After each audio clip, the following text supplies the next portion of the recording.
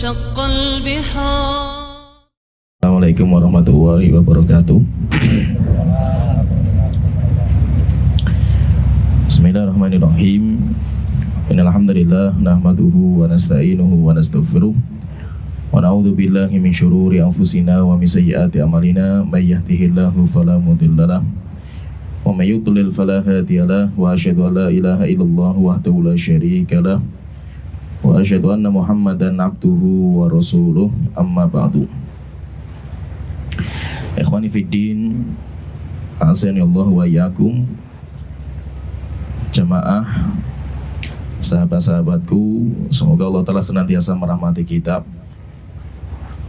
Alhamdulillah, kita bersyukur kepada Allah Ta'ala di sore hari ini kita diberikan kesempatan, diberikan waktu luang oleh Allah Ta'ala untuk saling mengkaji tentang ilmu agama kita. Dan seorang muslim, kita harus terus belajar tentang agama kita. Jangan sampai hidup hanya cuma sekedar mengkaji kehidupan dunia kita.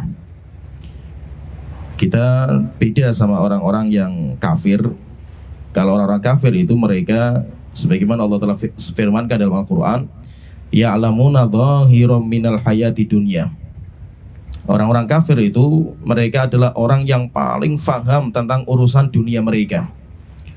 Wahum anil akhirati hum ghafilun.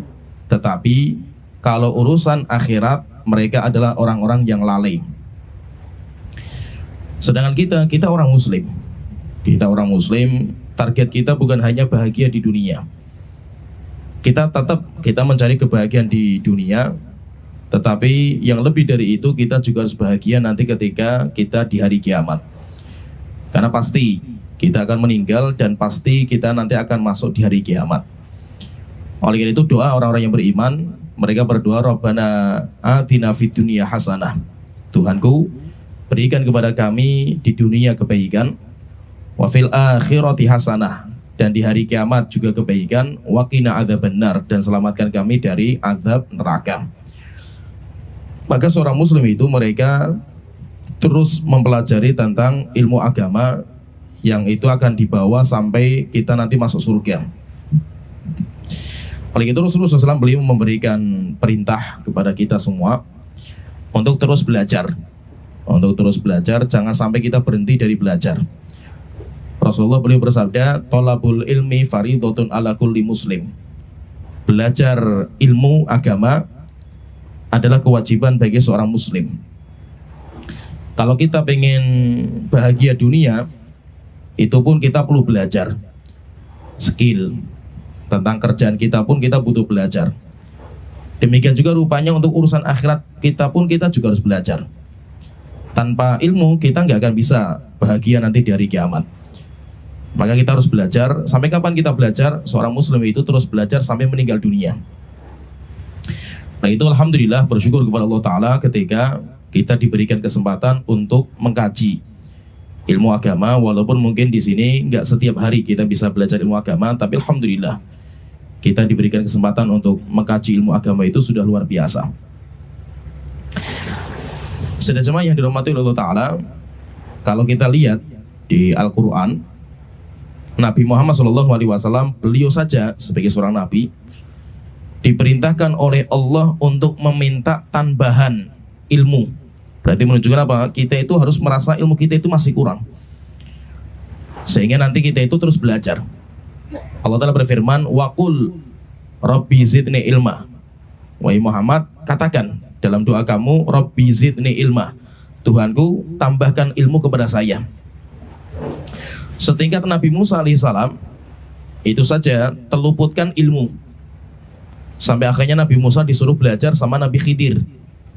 Setelah itu akhirnya Nabi Musa yaitu menempuh sebuah perjalanan yang jauh dengan tujuan untuk ketemu sama Nabi Khidir dan belajar sama Nabi Khidir. Nabi saja mereka masih belajar, padahal seorang Nabi, apalagi kita. Nah itu terus kita harus belajar, apalagi tentang agama kita. ilmu yang sudah kita dapatkan itu sangat sedikit sekali. Bayangkan kalau kita lihat di belakang kita itu ada samudra, lautan, ilmunya banyak sekali. Ilmu Allah itu kayak samudra yang gak bertepi. Sedangkan ilmu yang kita miliki, yang sudah kita dapatkan, bagaikan satu tetes air. Wa ma utitu minal ilmi illa qalila. Oleh itu Allah Ta'ala berfirman, tidaklah ilmu yang diberikan kepada manusia kecuali sangat sedikit. Oleh itu mari kita terus belajar, jangan sampai malas-malasan untuk belajar agama. Karena dengan ilmu agama kita bisa bahagia dunia dan kita bisa bahagia nanti ketika di hari kiamat. Saudara jemaah yang dirahmati Allah Ta'ala, pada kesempatan kita kali ini sedikit kita akan mengkaji tentang siapa seorang muslim. Tema kita yang akan kita bahas di sini adalah kita bangga menjadi orang muslim. Dan kita perlu bangga. Kita perlu bangga, alhamdulillah Allah memberikan hidayah kepada saya Islam. Islam itu merupakan agama yang sempurna, agama yang paripurna, agama yang hakiki, dan agama yang akan menjadi kunci kebahagiaan kita dunia dan hari kiamat kita.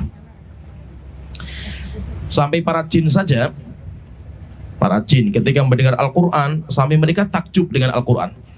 Sampai mereka mengatakan, disebutkan sama Allah Ta'ala di surat jin, inna sami'na Qur'anan ajaba. Kami mendengar sebuah Al-Quran yang sangat-sangat menakjubkan. Orang-orang Yahudi saja sampai mereka datang kepada Umar. Kemudian orang Yahudi bertanya, wahai Umar, ada satu ayat yang diturunkan kepada kamu, kepada kalian, yaitu kepada orang-orang muslim. Jika seandainya ayat itu diturunkan kepada kami orang Yahudi, lattakhadna dzalikal yauma idah. Kami akan menjadikan hari diturunnya ayat itu sebagai hari raya kita, yaitu ayat al-yauma akmaltu lakum dinakum. Pada hari ini, yaitu pada tanggal 9 Dzulhijjah, dinamakan dengan hari Arafah, di hari Jumat. Allah Ta'ala berfirman, al-yauma akmaltu lakum dinakum. Pada hari ini telah aku sempurnakan bagi kalian agama kalian. Wa atmamtu alaikum ni'mati. Dan telah aku cukupkan kenikmatanku pada kalian. Wa raditu lakumul Islam madinah. Dan saya ridhoi Islam sebagai agama kalian. Nah itu alhamdulillah agama kita itu agama yang sempurna, paripurna agama kita ini. Sampai Salman Al-Farisi radhiyallahu anhu, beliau pernah didatangi sama orang Yahudi. Kemudian orang Yahudi itu bertanya kepada Salman, wahai Salman, apakah benar Nabi kamu itu mengajarkan segala sesuatu? Maka beliau mengatakan, iya, hatta ada buang hajat. Jadi kalau kita itu buang hajat, itu saja sampai adabnya kayak apa, Nabi kita itu mengajarkan. Oleh itu Masya Allah, Nabi kita Muhammad SAW itu Nabi yang sangat sayang kepada kita. Sehingga sampai Rasulullah mengatakan, ketika sebelum meninggal, beliau mengatakan, taraktukum ala mithlil bayda. Saya tinggalkan kalian, wahai umatku, di atas putih bersih agama. Agama kita itu putih, cemerlang, terang benderang. Lailuha kanahariha, bahkan malamnya terang seperti siangnya, yaitu gamblang sekali agama kita. La yazighu anha illa halik, tidak ada yang menyimpang dari jalan agama ini kecuali akan binasa. Oleh itu alhamdulillah kita perlu bersyukur. Kita bersyukur kepada Allah Ta'ala yang telah memberikan kepada kita hidayah untuk kita bisa masuk Islam. Dan kita itu harus bangga kita itu menjadi Islam. Jangan sampai kita itu nggak pede. Jangan sampai kita itu nggak ngetren kalau kita itu menampakkan syiar agama kita. Kalau kita lihat orang-orang Kristen saja, mereka bangga dengan agamanya. Bahkan mereka menampakkan syiar-syiar agamanya ketika di jalan. Kenapa kita sebagai seorang muslim yang mana agama kita agama yang benar, inna dina indallahil Islam, agama yang diterima oleh Allah hanya Islam. Kenapa kita nggak bangga dengan agama kita? Maka kita sebagai seorang muslim, kita harus pede, kita harus ridho, dan kita harus bangga kita itu menjadi seorang muslim. Kita itu memeluk agama Islam, itu kita harus ridho. Memang ketika Islam itu lemah, seperti zaman kita sekarang lah. Ketika Islam itu lemah, dan ketika yang menjadi negara superpower itu adalah orang-orang kafir, sekarang ada Amerika, NATO, Demikian juga ada Rusia dan sekutunya. Sehingga apa? Orang Muslim itu menjadi lemah. Ketika orang Muslim menjadi lemah, akhirnya orang Muslim itu nggak pede dengan agama yang dia miliki. Akhirnya apa? Dia itu lebih suka ngikuti agama yang lain. Sehingga ketika ikut-ikutan agama yang lain seakan-akan ngetren, seakan-akan dia itu ini loh orang gaul. Sedangkan kalau saya itu ngikuti agama kita, itu norak. Agama kita itu norak, agama kita itu terbelakang, agama kita itu miskin, compang-camping. Seakan-akan kalau kita pengen sukses itu ya harus kita itu cari agama yang selain Islam lah itu. Dulu ketika Islam jaya, apalagi ketika masa Turki Utsmani, ketika Islam jaya, orang-orang Eropa yang mereka Kristen, mereka itu kayak orang Muslim sekarang lah. Mereka bangga dengan syariat Islam. Mereka kalau punya anak dinamakan Muhammad. Bahkan anak-anak muda mereka itu ngetrennya pakaian mereka itu pakai jubah. Itu pakaian ngetrennya mereka. Sehingga mereka itu bangga ketika bisa meniru Islam, itu bangga. Nah, sekarang kebalikan. Kalau zaman sekarang itu orang Muslimnya lebih bangga mengikuti trennya orang kafir. Kita nggak terlalu bangga dengan mengikuti trennya kita. Alhamdulillah, masa kita perlu bersyukur masa itu. Piala Dunia yang kemarin sudah selesai ini, itu yang mengadakan itu negara Arab. Apalagi negara yang kekuatan ekonominya terbesar di dunia. Negara kaya raya, yaitu negara Qatar. Akhirnya di situ mulailah orang itu sekarang melihat bahwasanya Islam itu nggak main-main. Islam itu atau Arab itu nggak main-main. Akhirnya sekarang mulailah bangga orang-orang itu menampakkan syiar agama. Orang pakai jubah itu mulai bangga. Orang sholat itu mulai bangga. Kenapa? Karena ya itulah manusia. Ketika yang berkuasa itu adalah orang kafir, ya kita lebih bangga ngikuti yang berkuasa. Itu sudah jamaah yang dirahmati Allah Ta'ala. Pada kesempatan kita kali ini kita sedikit akan mengupas jati diri kita. Kita itu siapa sih itu? Kita itu orang Muslim.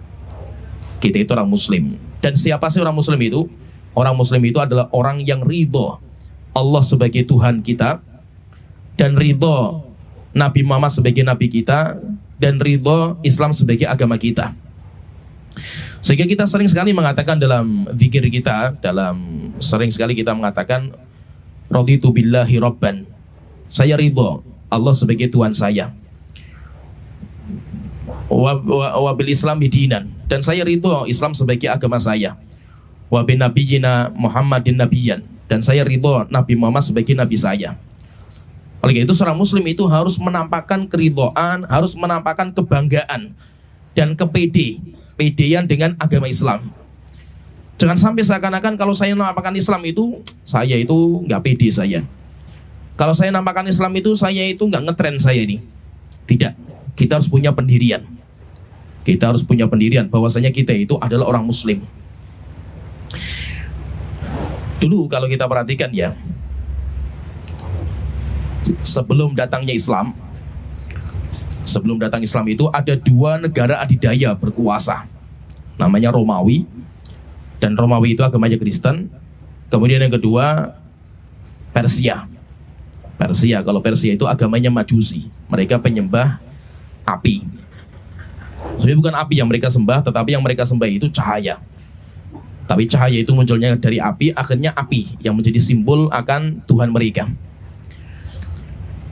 Jadi dulu ketika yang berkuasa itu adalah dua negara adidaya ini, akhirnya orang-orang Arab mereka bangga ketika bisa mengikuti Romawi atau Persia.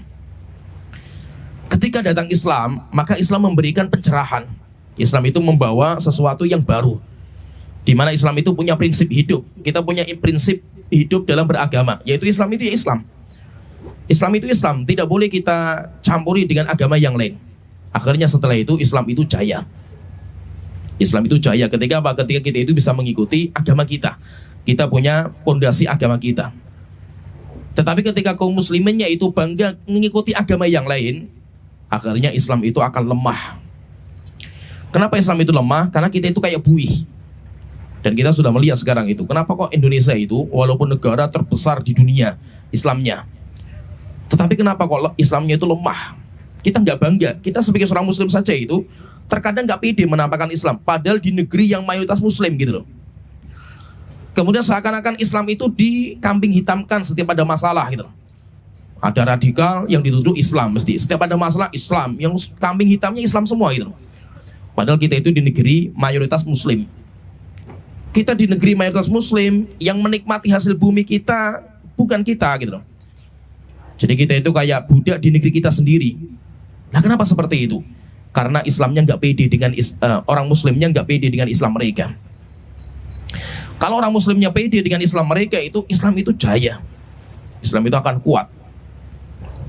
Tapi ketika orang muslim nggak pede dengan agama mereka, ya seperti inilah kita itu menjadi lemah. Nabi kita Muhammad SAW beliau bersabda, menggambarkan kondisi akhir zaman. Dan kita sudah di akhir, kita sudah merasakan.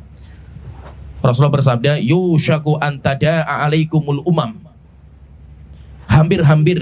Ini kata Nabi Muhammad. Nabi Muhammad sudah ribuan tahun yang lalu. Tapi Nabi Muhammad mengabarkan kepada kita, hampir-hampir orang-orang selain kalian, yaitu musuh-musuh kalian, bersatu mereka itu untuk makan kalian. Kama tada al-akalatu ila qas'atiya, bagikan orang-orang yang lapar, kita semuanya kelaparan di sini.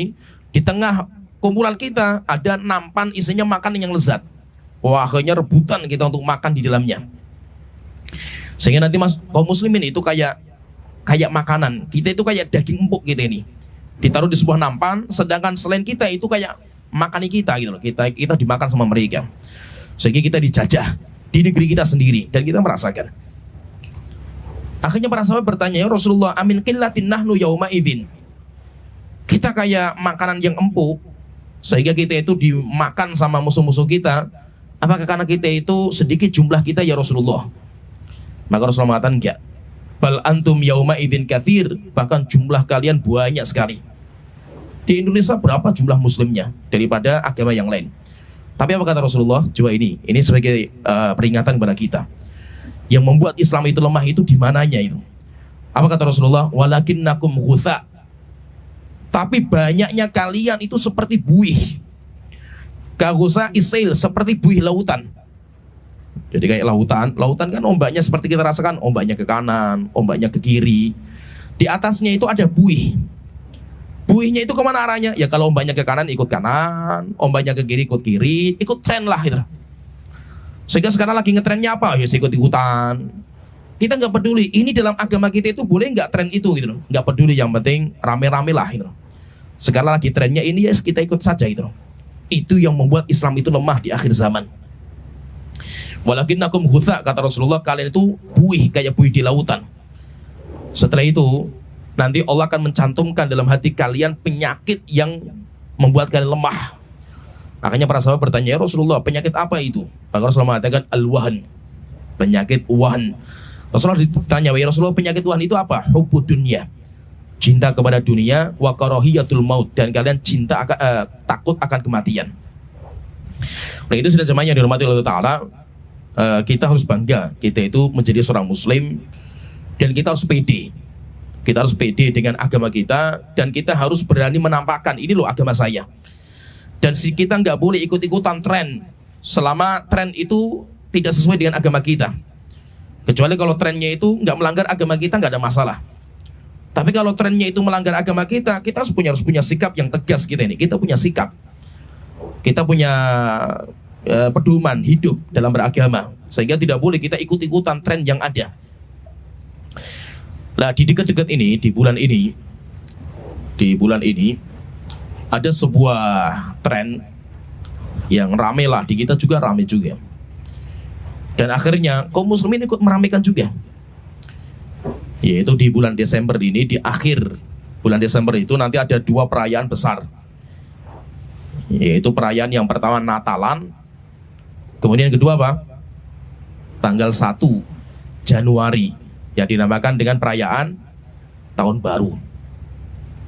Oh, ini ngetren, di kita pun ikut meramaikan gitu loh, di kita itu. Nah, sekarang kita mau pelajari lah itu, Natalan dan Tahun Baru itu apa sih sebenarnya itu. Sehingga kita sebagai seorang muslim itu, kita itu punya sikap. Kita punya sikap. Supaya apa? Supaya kita itu loh, ini jati diri saya sebagai seorang muslim itu ini loh. Saya seorang muslim gitu loh. Dan saya punya prinsip. Saya punya prinsip, sehingga setiap masalah yang dalam agama kita itu boleh, ayo, nggak apa-apa. Atau masalah yang tidak melanggar agama kita, ya ayo, ngetren, nggak apa-apa, kita ikut-ikutan gitu.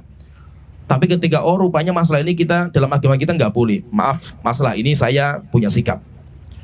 Kita kumpul sama teman-teman kita, misalkan teman-teman kita yang mereka rupanya ya orang-orang nggak baik lah, pada minum khamr misalkan, berjudi. Apakah kita harus ikuti? Ayo ikutlah, daripada kita nggak ikut nanti malah kita dicibir, kita nggak ngetren. Terus kita ikut-ikut sajalah gitu. Maka kita berarti kayak buih di lautan, ikut perkembangan manusia walaupun dia menentang atau bertentangan dengan agama kita. Maka kita katakan ketika rupanya ini melanggar agama kita, maaf, dalam masalah ini saya nggak bisa ikut. Kenapa? Karena saya sebagai seorang muslim.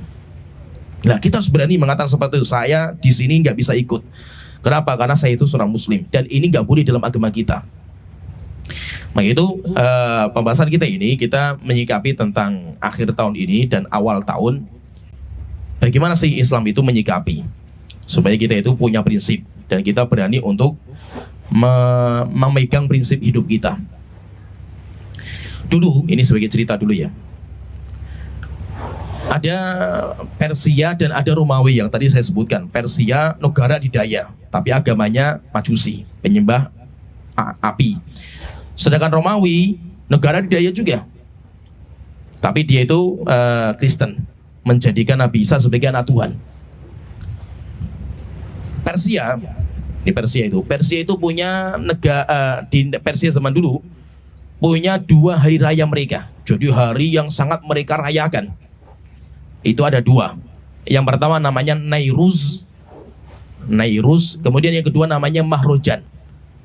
Ada Nairuz, kemudian ada Mahrojan. Nairuz itu adalah peringatan atau perayaan tanggal 1 atau tahun barunya mereka.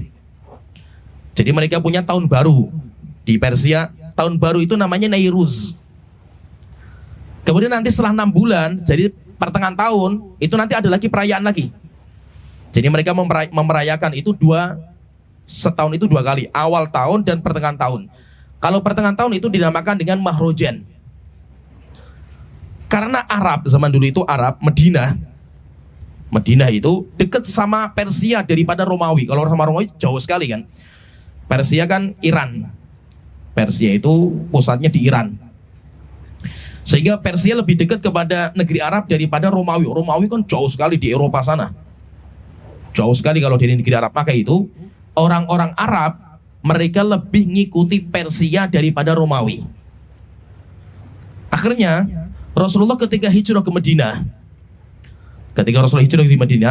mendapatkan orang-orang Madinah, mereka ikut merayakan Nairuz dan Mahrojan. Yaitu Nairuz itu peringatan tahun barunya mereka. Kalau Mahrojan memperingati pertengahan tahun mereka. Mereka merayakan ramai sekali. Orang Arabnya pun ikut-ikutan. Setelah itu ketika Rasulullah datang, maka Rasulullah mengatakan, laqad abdalahumullahu alaikum, alhamdulillah. Allah telah mengganti 2 peringatan ini, yaitu Nairuz dan Mahrojan, diganti oleh Allah dengan hari yang lebih baik daripada 2 waktu ini. Akhirnya apa? Akhirnya diturunkan kepada kita perayaan 2 hari raya. Kita punya hari raya Idul Fitri, kemudian kita punya hari raya Idul Adha, dan itu lebih baik daripada Nairuz, lebih baik daripada Mahrojan. Itu kalau Persia. Di Persia itu ada 2 hari raya. Sedangkan Romawi itu mereka juga punya hari raya juga. Nah ini sekarang, sampai sekarang ini yang diamalkan sampai sekarang itu yang Romawi. Kalau Persia sudah hilang. Jadi adat Persia yang merayakan Nairuz dan Mahrojan itu sudah hilang. Kenapa? Karena Persia sudah hancur. Persia sudah nggak ada. Di zaman Umar Persia dihancurkan. Sampai Persia hancur, sudah nggak ada Persia. Jadi Persia sudah nggak ada. Maka ketika Persia nggak ada, maka perayaan Nairuz dan Mahrojan sudah nggak ada lagi. Perayaan Nairuz dan Mahrojan nggak ada. Lah yang ada perayaan sekarang itu perayaan Romawi. Perayaan Romawi lah. Coba kita baca sejarah ya, masih kita dari sejarah nanti kita paham. Jadi setelah kita paham, rupanya apa sih perayaan ini, apa sih? Perayaan tahun baru. Tahun baru itu apa sih? Nah, ini pahami, karena ini juga kita penting. Paham sejarah itu penting. Dulu ketika Romawi dipegang sama sekitar abad 15-an lah. Dipegang sama rajanya itu Julius Caesar. Jadi ketika rajanya itu Julius Caesar itu, jadi Romawi itu mereka punya dewa-dewa. Kan kita sering mendengar dewa, ada namanya dewa Zeus. Ya kan, dewa-dewa banyak sekali dewa-dewa itu. Dan itu disembah. Dewa itu disembah. Dewa itu kayak berhala. Dewa itu disembah. Maka di Romawi itu ada dewa namanya Janus. Ada dewa namanya Janus. Dewanya. Dewa apa ini? Dewa yang mengatur masa depan. Sehingga kalau di patungnya mereka itu, Janus itu, dewanya itu mukanya dua. Jadi dia itu patung mukanya dua. Mukanya menghadap ke depan, menghadap ke belakang. Jadi belakang itu ada wajahnya juga, kata mereka ini. Di patungnya mereka. Lah kalau yang mukanya ke belakang, itu karena dia itu mengatur masa lampau. Masa lampau. Jadi kejadian-kejadian masa lampau itu yang mengatur ini, dewa ini. Kemudian mukanya yang menghadap ke depan itu yang mengatur masa depan. Sehingga yang mengatur tahun lama dan tahun baru yang akan kita datangi itu dewa Janus. Akhirnya Julius Caesar ini, raja Romawi, ketika dia memimpin, maka dia itu pengen menyembahkan sesuatu ibadah penyembahan kepada dewa Janus. Sehingga disitulah nanti ada peringatan untuk menyembah dewa, menyembelih, kemudian nanti perayaan, minum khamr bareng-bareng, kemudian kumpul di sebuah tempat untuk merayakan bareng-bareng lah itu. Tujuannya menyembah dewa itu. Karena dewanya itu namanya Janus, akhirnya bulan untuk menyembah dewa ini dinamakan bulan Januari. Bulan Januari. Jadi bulan Januari itu dari mana? Dari penyembahan kepada dewa Janus. Budaya ini, jadi budaya untuk menyembah dewa Janus di tanggal 1 Januari atau tahun baru namanya itu. Itu sampai sekarang masih dijalankan. Kenapa sampai sekarang masih dijalankan? Karena Romawi sampai sekarang masih ada. Persia kan sudah nggak ada. Persia zamannya Umar hancur, sehingga Persia sudah nggak ada lagi. Zaman sekarang nggak ada. Yang ada sekarang Iran. Iran sekarang dikuasai sama Syiah. Nah itu kenapa kok kalau kita melihat ya Iran sama Saudi itu sering bertikai orang-orang Syiah ini, karena mereka kan Persia, mereka agamanya Majusi. Jadi zaman Umar itu, ketika Umar itu berkuasa menjadi pemimpin, Umar itu bisa menghancurkan Persia sampai harta Persia dibawa ke negeri Islam. Dan Umar bisa memukul mundur Romawi sampai Palestina itu bisa ditaklukkan sama kaum muslimin. Tapi bedanya itu kalau Romawi hancur, nggak ada lagi Persia hancur, sehingga sudah tidak ada lagi Persia sama sekarang. Kalau Romawi sampai sekarang masih ada. Sampai Romawi sampai sekarang, dari itu yang menguasai Eropa. Di mana sekarang Romawi itu? Di Vatikan, Roma. Itu negara terkecil di dunia. Jadi dia itu negara berdiri sendiri. Walaupun di tengah-tengah Italia. Di tengah-tengah Italia. Jadi negara Italia itu nanti ada di tengahnya itu Roma. Dan di Roma itu ada namanya Vatikan. Vatikan itu kecil. Masa itu nggak terlalu besar lah. Tapi ini negara sendiri. Sehingga dia itu negara sendiri, nggak di bawah Italia. Dia penguasa Eropa. Jadi Eropa semuanya di bawah kendali Vatikan. Jadi zaman dulu itu Romawi dari dulu sampai sekarang masih ada. Dan nanti kaum muslimin akan menaklukkan Roma. Kapan itu? Ketika Imam Mahdi. Nanti ketika Imam Mahdi nanti Roma akan ditaklukkan. Jadi karena Romawi itu masih ada, maka peringatan tanggal 1 Januari itu masih berlalu. Yaitu berlangsung sampai sekarang. Sampai sekarang masih berlangsung. Termasuk yang di negeri kita. Di negeri kita pun tanggal 1 Januari ramainya luar biasa. Ramainya luar biasa. Di Timur Tengah pun juga kayak gitu, juga ikut-ikutan juga. Terus bagaimana kita menyikapi? Kalau Natal kan, sebenarnya Natal itu yaitu diangkatnya Nabi Isa sebagai anak Tuhan. Nabi Isa itu dulu, bagi orang Kristen yang masih bersih, Nabi Isa itu nabi. Nabi Isa itu nabi. Setelah itu nanti diangkat sama raja, gelar Nabi Isa menjadi anak Tuhan. Gelar menjadi anak Tuhan, dan itu mulai orang Kristen itu berbuat kesyirikan di situ, kufur, gara-gara mengangkat Nabi Isa sebagai anak Tuhan. Kalau kita sebagai seorang Muslim itu, kita meyakini Nabi Isa itu nabi, manusia biasa bukan Tuhan, tapi Nabi Isa itu nabi, seperti Nabi Muhammad dan nabi yang lain. Beda lagi nanti sama Yahudi, Israel yang menjajah Palestina. Kalau Israel mengatakan Nabi Isa itu anak zina, Israel itu mengatakan Nabi Isa itu anak zina, dan Maryam ibunya Nabi Isa itu pelacur. Kalau kita kan enggak, kita mengatakan Nabi Isa itu manusia biasa, tetapi diangkat derajatnya karena diberikan wahyu sama Allah Ta'ala. Itu namanya Natalan. Sehingga berarti fahami di sini, berarti Natal dan Tahun Baru itu tidak lepas dari keyakinan sebuah negara, keyakinan sebuah agama. Keyakinan sebuah agama.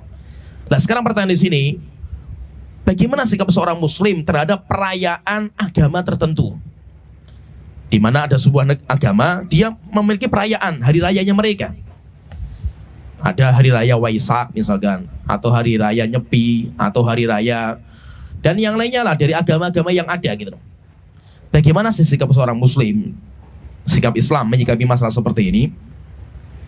Ada beberapa masalah yang perlu kita sampaikan.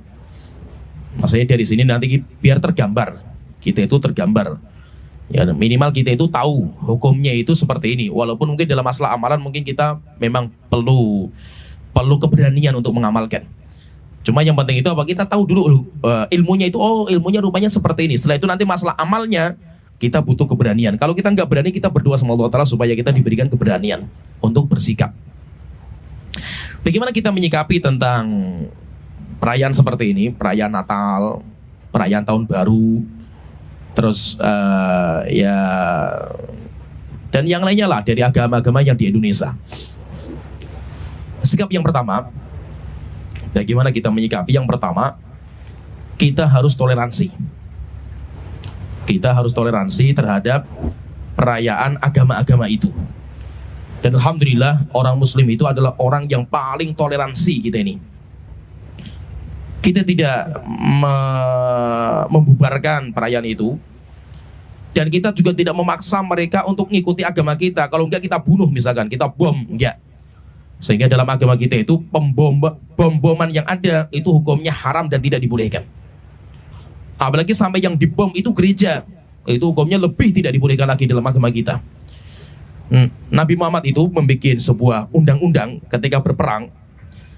Ketika kita berperang dan kita menang dalam peperangan itu, maka tempat ibadah itu tidak boleh dirusak. Tempat ibadah itu aman, dan siapa saja yang bersembunyi di tempat ibadah, maka mereka aman, tidak boleh dibunuh. Nah itu coba kita perhatikan ya, di Turki itu ada sebuah masjid yang kemarin sempat jadi museum, setelah itu dibuka lagi sekarang itu, namanya Hagia Sophia. Ini sebenarnya apa Hagia Sophia itu? Aslinya gereja. Ketika Turki Utsmani bisa menaklukkan itu, Konstantinopel bisa ditaklukkan sama kaum muslimin, setelah itu Hagia Sophia yang dulunya gereja difungsikan sebagai masjid. Boleh nggak dirusak? Nggak boleh dirusak. Tempat ibadah nggak boleh dirusak dalam agama kita. Apalagi sampai ngebom gereja, itu hukumnya haram. Tidak boleh, kita itu radikal, teror seperti ini hukumnya haram dalam agama kita, nggak dibolehkan. Terus sikap kita apa? Sikap yang pertama itu kita harus toleransi. Pasti toleransinya apa? Silakanlah Anda yang beragama Kristen rayakan. Itu hak Anda gitu loh. Dan saya toleran gitu loh. Saya itu mentoleransi, saya itu membiarkan, saya toleransi. Saya menghormati. Jadi yang pertama kita harus menghormati. Kita toleransi. Maka itu kalau kita bicara masalah toleransi, agama yang paling toleransi itu Islam. Kita nggak usah diajari masalah toleransi lah itu sama ham-ham yang ada itu. Islam itu adalah agama yang paling toleransi di dunia. Dulu ketika Umar bin Khattab menaklukkan Palestina, di Palestina itu yang menguasai kan zaman itu kan orang Romawi lah, orang Kristen. Ketika Islam itu berkuasa, apakah kaum muslimin itu membanti orang-orang Kristen? Enggak.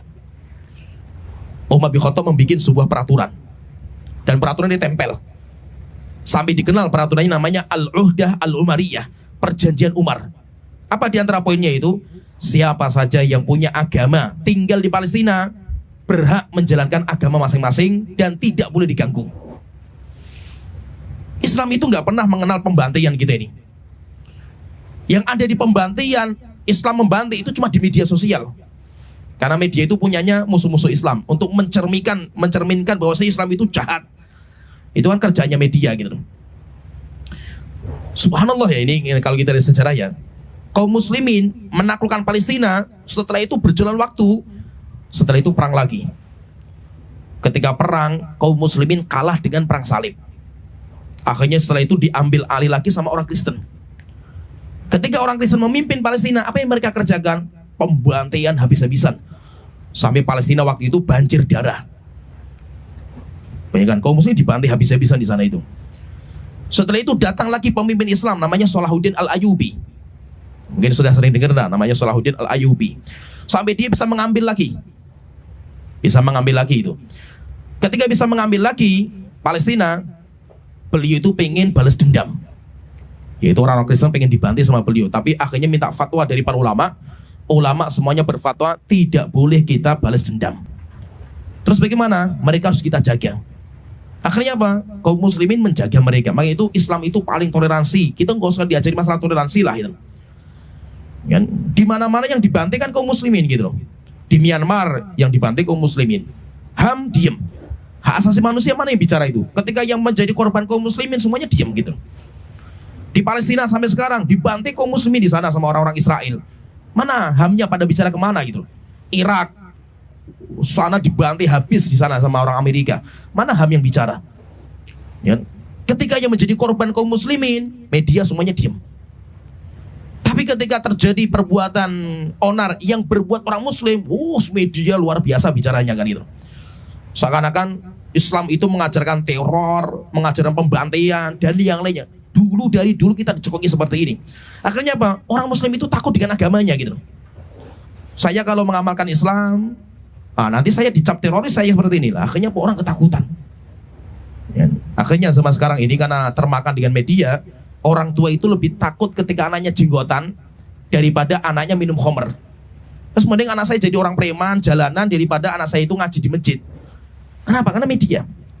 Subhanallah ya ini. Gara-gara Piala Dunia di Qatar. Setelah itu kan banyak orang-orang Eropa yang pergi ke Qatar, walaupun mereka ketakutan sebenarnya kan. Karena media-media yang berkembang seperti itu.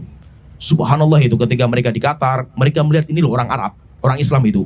Orangnya sangat baik, orangnya menyambut, memberikan makan, orangnya Masya Allah itu. Sampai akhirnya kan kalau kita lihat ya banyak kan orang-orang Eropa yang pergi ke Qatar, setelah itu kan mereka live, disiarkan gitu loh. Jadi mereka memberikan informasi yang benar tentang negara Islam. Apa kata mereka? Kata kan sampai viral kan itu ucapan-ucapan mereka itu. Dari dulu kita dicekoki bahwasanya Islam itu radikal teroris. Di sini kita tahu di Qatar bahwasanya Islam itu mengajarkan keindahan. Islam itu sangat indah gitu loh. Sedangkan Islam itu jahat, teroris itu semuanya cuma di media semuanya itu dan semuanya pembohong. Karena media itu bukan milik kita, media itu yang punya musuh-musuh kita. Jadi yang pertama yang perlu kita sikapi itu yang pertama kita harus toleransi. Tidak boleh tempat-tempat seperti itu kita bubarkan, kita rusak, apalagi dibom. Tidak boleh, ini hukumnya haram. Dan kita dari dulu melarang perbuatan seperti ini, kita dari dulu melarang. Kemudian yang kedua, sikap yang kedua menyikapi ya Natal, demikian juga tahun baru ini bagaimana? Yang kedua, kita walaupun toleransi bukan berarti kita harus ikut-ikutan. Ikut meramaikan, ikut merayakan, bukan. Kita toleransi, tapi maaf, kalau kita merayakan kita nggak bisa. Kita tidak bisa merayakan. Kenapa? Karena ini bukan agama kita. Oleh itu, di antara sifat orang-orang mukmin yang sejati di dalam surat Al-Furqan, hamba-hamba Allah yang sejati itu, siapa mereka itu? Alladzina hum billagwi mu'ridun. Orang-orang yang ketika mereka melewati acara-acara yang sia-sia, mereka itu lari, yaitu mereka itu langsung berjalan, tidak mau berkumpul di situ. Kata para ulama, lagwi, acara yang sia-sia itu apa? Peringatan hari rayanya orang-orang kafir. Sehingga sifat orang yang beriman itu apa? Mereka tidak akan ikut merayakan. Sehingga tidaklah kita jangan sampai kita ikut merayakan ke gereja, Natalan bersama mereka. Kenapa? Alasannya toleransi. Bukan. Ini bukan toleransi, ini kebelabasan kalau seperti ini.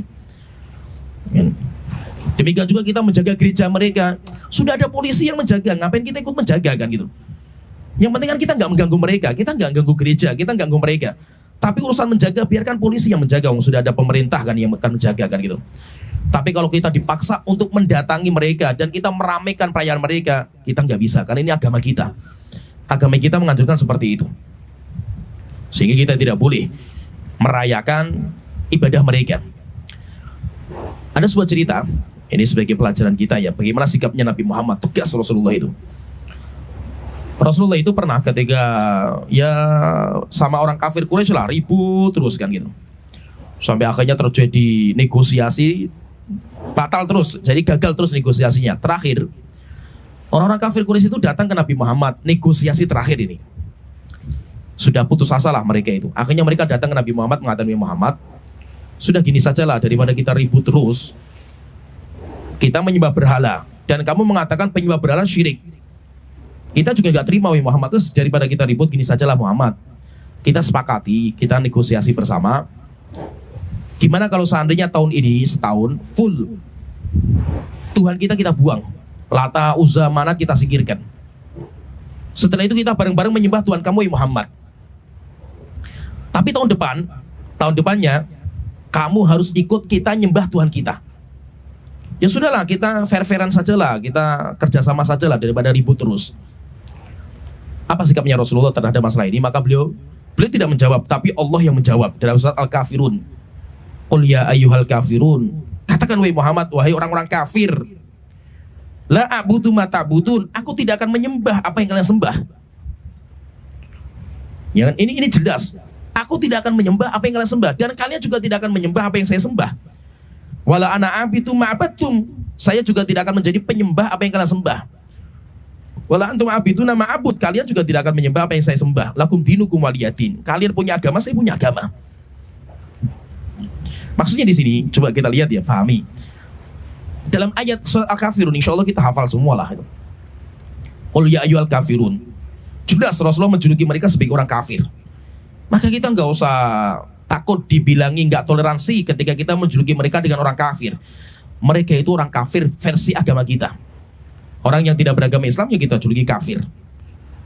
Jangan sampai orang yang suka juluki kafir orang non muslim itu radikal itu.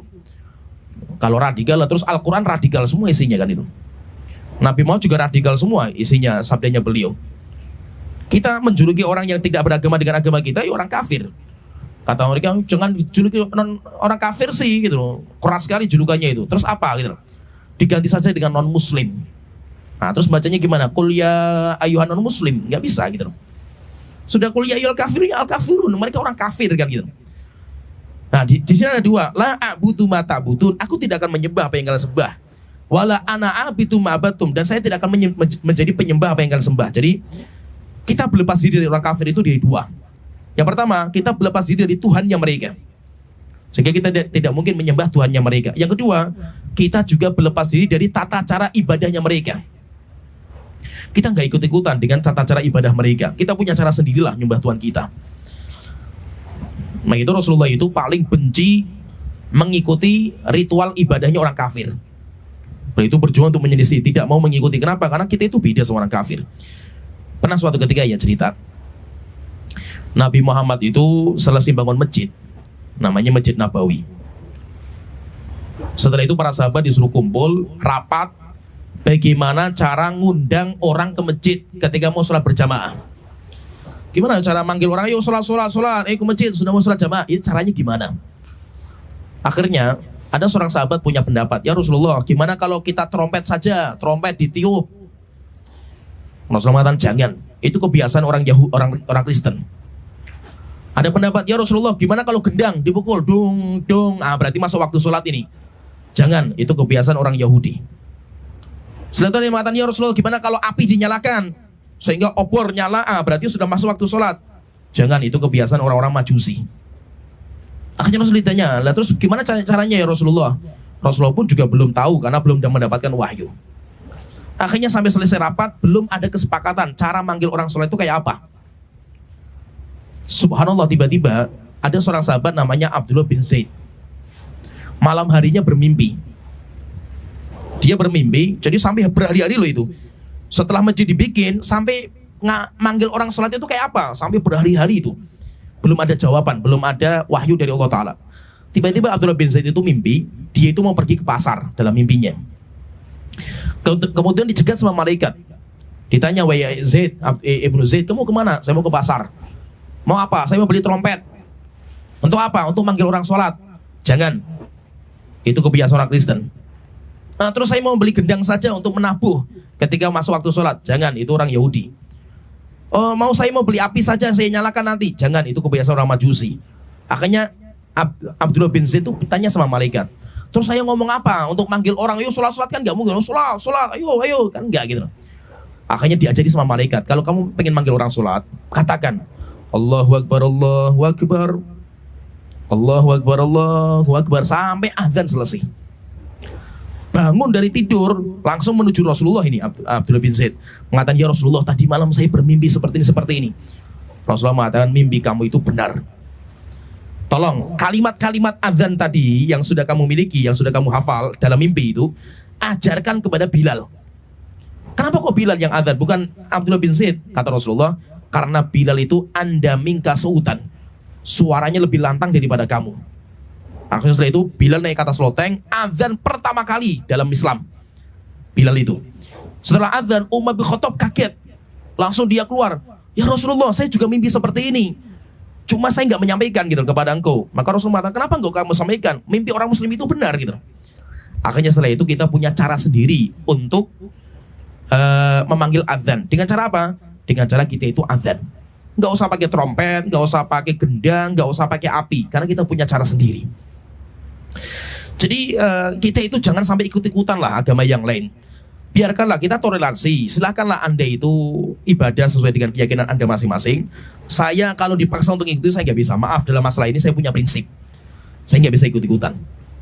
Tapi saya menghormati anda. Silakan anda mengamalkan, saya hormati. Cuma maaf, bab ini saya nggak bisa ikut.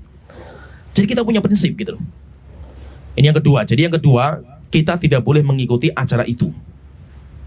Yang ketiga, prinsip kita yang ketiga, kita juga tidak boleh mengucapkan kalimat selamat. Boleh nggak? Kita nggak ikut, tapi kita mengucapkan selamat hari Natal ya, gitu. Sama teman kita yang Kristen. Selamat tahun baru ya, gitu. Ya kita mengatakan selamat. Boleh nggak seperti ini? Ya kita pahami. Sebelum saya mengatakan hukumnya, coba kita pahami. Ketika saya mengatakan selamat, itu apa sih selamat itu? Saya ketemu sama orang Kristen, saya katakan selamat pagi Pak. Selamat itu apa sih? Selamat itu terjemahan dari assalamualaikum. Assalam. Selamat itu apa sih sebenarnya? Selamat itu doa keselamatan. Artinya semoga Allah mencurahkan kepada kamu keselamatan di hari ini. Berarti kita doakan. Berarti selamat itu termasuk mendoakan kita ini. Nah, sekarang pertanyaan, mendoakan keselamatan bagi orang kafir yang mereka itu merayakan hari raya mereka yang itu aslinya kesyirikan, apa hukumnya? Hukumnya tidak dibolehkan. Nah, sekarang kenapa nggak dibolehkan? Coba kita lihat Nabi kita Muhammad dan para Nabi. Kita lihat ceritanya sajalah. Dari itu nanti kita akan tergambar hukumnya itu apa sih, mendoakan orang kafir itu apa gitu loh. Nabi Muhammad itu pernah ketika di jalan, beliau ketemu sama orang-orang Yahudi. Jadi orang Yahudi itu berpapasan. Orang-orang Yahudi mengatakan assalamualaikum ya Muhammad gitu. Assalamualaikum. Mereka berharap Nabi Muhammad itu menjawab dengan mengatakan waalaikumsalam atau waalaikumsalam. Rasulullah nggak mau. Ketika orang Yahudi mengatakan assalamualaikum ya Muhammad, wahai Muhammad, Rasulullah hanya mengatakan waalaikum. Tapi kalimat salamnya nggak diucapkan. Waalaikum. Jengkel mereka, kan saya mengatakan waalaikumsalam, assalamualaikum, assalamnya itu diulangi wahai Muhammad. Ya. Rasulullah hanya mengatakan waalaikum. Rasulullah tidak mau mengatakan waalaikumsalam kepada mereka. Pernah juga orang Yahudi itu bersin di sampingnya Rasulullah, kemudian mengangkat suaranya keras, alhamdulillah, supaya Nabi Muhammad mendoakan yarhamukallah. Yarhamukallah itu kan doanya artinya kan semoga Allah merahmati kamu. Nabi Muhammad nggak mau. Ketika orang Yahudi bersin membaca alhamdulillah, Rasulullah mengatakan yahdikumullah. Semoga Allah memberikan hidayah kepada kamu. Kalau mendoakan hidayah boleh. Semoga Allah memberikan hidayah kepada kamu itu boleh. Tapi kalau doa keselamatan, doa rahmat, ini tidak dibolehkan. Kita muamalah sama orang kafir tidak bolehkan. Coba kita lihat contoh yang lain. Nabi Muhammad itu, beliau punya paman. Pamannya namanya Abu Thalib. Abu Thalib itu paman yang sangat besar jasanya kepada Nabi Muhammad. Beliau merawat Nabi Muhammad sejak kecil. Bahkan ketika Nabi Muhammad akan menjadi Nabi, beliau yang membackup dakwahnya Nabi Muhammad, ya Abu Thalib ini. Tapi subhanallah ya, beliau sampai meninggal dunia nggak masuk Islam. Akhirnya ketika mati dalam kondisi kafir, Nabi Muhammad itu sedih sekali. Sampai Allah ingatkan Nabi Muhammad, innaka la tahdi man ahbabta. Muhammad, kamu tidak bisa memberikan hidayah kepada siapa yang kamu cintai. Setelah itu Nabi Muhammad terus mendoakan pamannya, wahai Tuhanku, tolong ampuni dosa paman saya. Langsung ditegur sama Allah Ta'ala. Maka nalin Nabi dalam surat At-Taubah, tidak layak bagi seorang Nabi walladzina amanu, dan orang-orang yang beriman, ayyastaghfiru lil musyrikin, untuk mendoakan pengampunan bagi orang-orang musyrik yang meninggal dunia. Yaitu yang orang-orang musyrik gak boleh. Walau kanu uli qurba, walaupun mereka karib kerabat, walaupun mereka paman kita sendiri, orang tua kita, anak kita, gak boleh kita doakan kepada mereka, karena mereka kafir. Sehingga Nabi Muhammad saja ditegur sama Allah Ta'ala, gak boleh. Contoh lagi misalkan Nabi Ibrahim. Nabi Ibrahim itu punya bapak namanya Azar. Bapaknya itu benci sekali sama dakwahnya Nabi Ibrahim. Sampai bapaknya itu yang mengikat tangannya Nabi Ibrahim ketika Nabi Ibrahim mau dilempar dalam api. Kan kita dengar cerita Nabi Ibrahim kan dilempar dalam api. Yang ngikat tangannya Nabi Ibrahim itu siapa? Bapaknya sendiri. Sampai bapaknya marah ketika Nabi Ibrahim itu berdakwah. Sampai apa kata bapaknya? Bapaknya mengatakan, la illam tantahi Ibrahim, kalau kamu gak berhenti dari dakwah, la arjumanaka, saya lempari dengan batu kamu ya Ibrahim kalau gak berhenti. Bapaknya itu benci sekali. Subhanallah ya, bapaknya itu meninggal dunia kafir. Nabi Ibrahim namanya anak ya sama bapaknya. Namanya anak itu cinta sama bapaknya. Setelah itu Nabi Ibrahim berdoa. Allah sebutkan doanya dalam surat Ibrahim. Rabbana gfirli wali walidayya walil mu'minina yauma yaqumul hisab. Tuhanku, tolong ampuni dosa kedua orang tuaku. Ampuni dosaku, dosa kedua orang tuaku, dan dosa orang yang beriman ketika hisab ditegakkan. Langsung ditegur sama Allah Ta'ala. Wa makana istighfaru Ibrahim li abihi illa amau'idatin wa adaha iyah. Tidaklah doa Ibrahim kepada bapaknya kecuali karena Nabi Ibrahim itu menganggap doanya itu akan dikabulkan. Falamma tabayyana annahu aduwwun lillahi tabarra'a minhu. Tapi Nabi Ibrahim ketika tahu bapaknya itu kafir, kekal neraka jahanam, Nabi Ibrahim setelah itu berlepas diri dari bapaknya. Tidak boleh lagi mendoakan. Contohnya lagi, coba kita lihat contohnya lagi. Nabi Nuh. Nabi Nuh itu beliau berdakwah, qadarullah, istrinya kafir, anak laki-lakinya kafir. Anaknya namanya Kanaan. Ketika Nabi Ibrahim berdoa, wahai Tuhanku, hancurkan negeri ini, karena mereka nggak ada yang beriman. Sedikit yang beriman itu. Akhirnya Allah kabulkan. Setelah itu datang banjir bandang. Nabi Ibrahim sudah bikin kapal. Sampai akhirnya ketika terjadi banjir, kapalnya Nabi Nuh sudah mulai naik ke atas. Setelah itu berlayar. Coba lihat ceritanya ya. Ketika Nabi Nuh itu kapalnya berlayar, setelah itu Nabi Nuh itu kapalnya ketemu dengan gunung. Yaitu akhirnya Nabi Nuh melihat rupanya di gunung itu ada putranya yang sedang naik gunung, supaya selamat dari banjir bandang. Semakin mendekat ini kapalnya Nabi Ibrahim, semakin mendekat kepada putranya. Putranya dipanggil, ya bunayya rekam ma'ana, ayo putraku, ayo sini naik kapal saya. Apa kata putranya? Sa'awi ila jabalin, enggak wahai bapakku, saya enggak akan ikut kamu. Karena kafir putranya itu. Tapi saya akan naik gunung. Yasimuni minal ma', gunung ini akan menyelamatkan saya dari banjir bandang ini. Akhirnya Nabi Nuh mengatakan, la asimal yauma min amrillah illa man rahim. Putraku, hari ini tidak ada yang selamat dari azab Allah kecuali yang Allah rahmati. Ketika selesai ngobrol Nabi Nuh sama putranya, wahala bainahumal mauju. Allah Ta'ala berfirman, setelah itu datang ombak yang besar. Setelah itu putranya Nabi Nuh terhampar dengan ombak ini, jatuh. Setelah itu wakana minal mughraqin, akhirnya tenggelam putranya, mati. Namanya Nabi Nuh ya, seorang nabi, dia punya anak walaupun kufur lah gitu. Atau kalau bahasa kita itu kayak istilah bahasa kasarnya kita bajingan tengik lah alternanya itu. Tetap namanya orang tua cinta sama anaknya kan gitu. Nabi Nuh berdoa, innahu min ahli, Tuhanku, putra saya bagaimanapun dia tetap anak saya, wahai Tuhanku. Tolong ampuni dosa anak saya. Nabi Nuh berdoa. Apa kata Allah Ta'ala?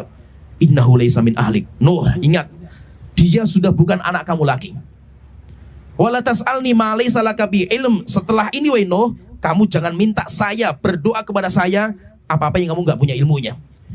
Inni a'idzuka an takuna minal jahilin. Saya peringatkan, wahai Nuh, kamu jangan menjadi orang bodoh dengan mendoakan putra kamu yang kafir. Coba bayangkan itu. Keras sekali Allah menegur Nabi Nuh. Nah, itu berarti apa? Mendoakan orang kafir itu tidak dibolehkan dalam agama kita. Ya, mau kita dituduh teroris terserah, ini agama kita seperti itu. Sehingga maaf, kalau mendoakan kalian, saya nggak bisa. Tapi kalau muamalah baik, nggak apa-apa. Kita muamalah baik itu nggak ada masalah gitu. Yang penting jangan mendoakan. Saya punya tetangga orang Kristen di Salatiga, depan rumah saya orang Kristen, dan kita baik-baikan saja gitu. Saya kalau hari raya Idul Fitri, saya memberikan lontong opor kepada tetangga saya. Nanti kalau Natalan mereka ngasih hadiah juga kepada saya, dan itu biasa gitu loh. Kita itu malah baik. Terkadang kalau pas hari raya Idul Fitri, mereka datang ke kita mengucapkan selamat hari raya Idul Fitri. Ya kita, ya baiklah hubungan kita itu. Cuma kalau pas hari raya Natalnya mereka, kita nggak pernah mengucapkan itu gitu. Termasuk yang di sini, di rumah saya yang di Poncol kayak gini, ya kayak gitu. Tetangga saya orang Cina, orang kaya, dan dia orang Kristen. Kalau hari raya kita, dia datang ke rumah kita mengucapkan selamat hari raya Idul Fitri. Tapi kalau Natalnya dia, kita nggak pernah datang gitu loh. Nggak pernah kita mengucapkan maksudnya itu. Sempat protes juga itu. Kalau hari Idul Fitri kita mengucapkan selamat, kalau hari raya Natal kalian nggak mau mengucapkan selamat. Ya kita maaf, masalah ini kita punya prinsip. Maaf, kalau mengucapkan kalimat selamat kita nggak bisa. Tapi kalau muamalah baik ya biasa kita itu, nggak ada masalah lah gitu. Nah, maka itu fahami ya, dia ada tiga perkara yang perlu kita jadikan sebagai prinsip hidup kita menyikapi masalah Natal dan Tahun Baru ini. Yang pertama, kita toleransi dan jangan mereka kita ganggu, jangan diganggu mereka. Biarkanlah mereka ibadah sesuai dengan keyakinan mereka. Yang kedua, tapi jangan kita kebablasan toleransinya sampai kita ikut-ikutan, meramaikan dan yang lain jangan. Yang ketiga, dan kita juga jangan mengucapkan kalimat selamat kepada mereka. Kenapa? Karena dalam agama kita, ucapan selamat termasuk doa, dan mendoakan orang-orang kafir itu tidak dibolehkan, kecuali satu doa. Nah, silakan kalau nanti mau mendoakan mereka dengan satu doa itu. Hari Raya Natal misalkan kita doakan, semoga Allah memberikan hidayah kepada kamu di hari Natal ini. Nah, itu nggak apa-apa kalau kita mendoakan hidayah. Tapi kalau selain itu, tidak. Ya mungkin sampai sini pembahasan ringkas tentang bangga menjadi seorang muslim. Saya itu harus bangga menjadi orang muslim, dan saya punya prinsip hidup. Dan saya bangga menjadi seorang muslim itu, saya ridho. Mudah-mudahan ini bisa bermanfaat. Kalau ada benarnya dari Allah Ta'ala, kalau ada kesalahan dari kebodohan saya, dan mudah-mudahan bisa difahami ucapan saya ringkas ini, dan mudah-mudahan bisa diamalkan. Kalau kita nggak bisa mengamalkan, kita berdoa sama Allah Ta'ala supaya kita punya kekuatan untuk bisa mengamalkan, karena mungkin nggak mudah. Terlebih kalau kita itu ya masa-masa muda, kita punya komunitas seperti ini, terkadang susah kita itu meninggalkan komunitas kita. Tapi kalau kita itu bisa bersikap, nanti insya Allah kita itu aman, dan kita itu lebih nyaman lah. Ya mungkin ini yang bisa kita sampaikan, mudah-mudahan bisa bermanfaat. Wa akhiru da'wana alhamdulillahirabbil alamin. Assalamualaikum warahmatullahi wabarakatuh.